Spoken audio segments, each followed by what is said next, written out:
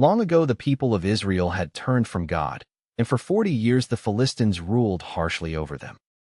In a small town lived a man named Manoah and his wife, who had no children and longed for a son. One day the angel of the Lord appeared to Manoah's wife with wonderful and surprising news. "You will have a son," the angel said, "and he will begin to rescue Israel from the Philistines. The boy must be set apart to God as a Nazirite, and no razor must ever touch his hair." In time a son was born, and they named him Samson, and the Lord blessed the growing boy. As Samson grew, the Spirit of the Lord began to stir powerfully within him. His long uncut hair was the sign of his promise to God, and his strength grew beyond any man's. One day Samson traveled to the town of Timnah and saw a Philistine woman he wished to marry. On the way through the vineyards, a young lion suddenly roared and rushed straight at him.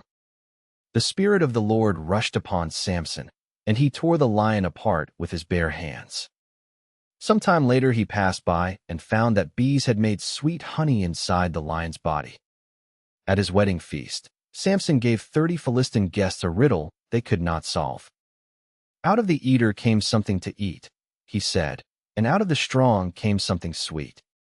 For 7 days the Philistines could not answer, so they angrily threatened Samson's young bride.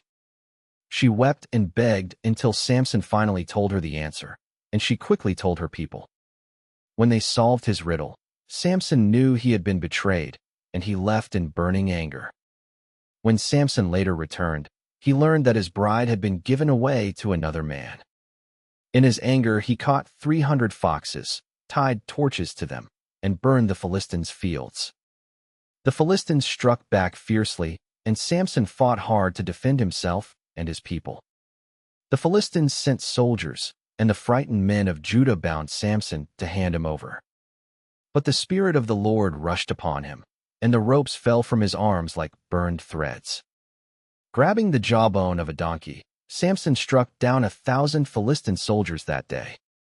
So Samson led Israel as a judge for 20 years, and he was feared by all their enemies. In time, Samson fell deeply in love with a woman named Delilah in the valley of Sorek. The Philistine rulers came to Delilah and offered her silver to discover the secret of his strength. "Find out where his great strength comes from," they said, "so we can finally capture him." So Delilah asked him sweetly, "Please tell me, what is the secret of your mighty strength?" Samson teased her. "Tie me with 7 fresh bowstrings," he said, "and I will become weak." But when she tied him and called the Philistines, he snapped the bowstrings with ease. "You have made a fool of me," she pouted. "Now tell me the truth. How can you be bound?" "Tie me with brand new ropes," he said, yet he broke those from his arms just as easily. Again and again Delilah asked, and each time Samson gave her another false answer. Day after day she pleaded and nagged him, until Samson was tired to death of it. At last he told her everything.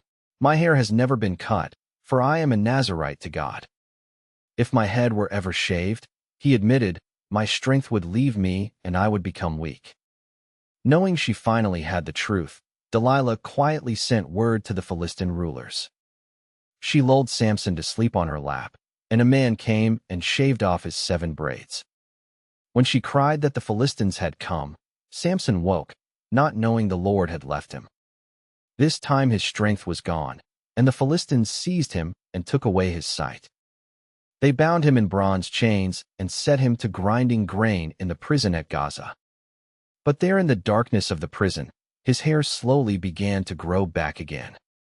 The Philistine rulers gathered for a great feast to celebrate before their idol, Dagon. "Our God has given us Samson," they cheered, and they brought him out to laugh at him. They stood him between the 2 great pillars that held up the crowded temple.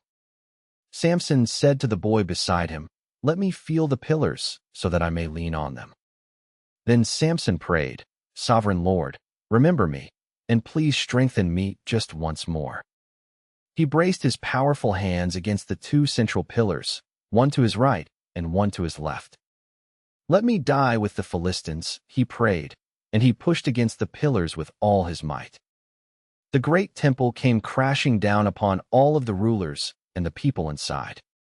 And so in his very last act, Samson defeated more of Israel's enemies than in all his life. Samson's story reminds us that our true strength comes from God, who gives grace even after we fall.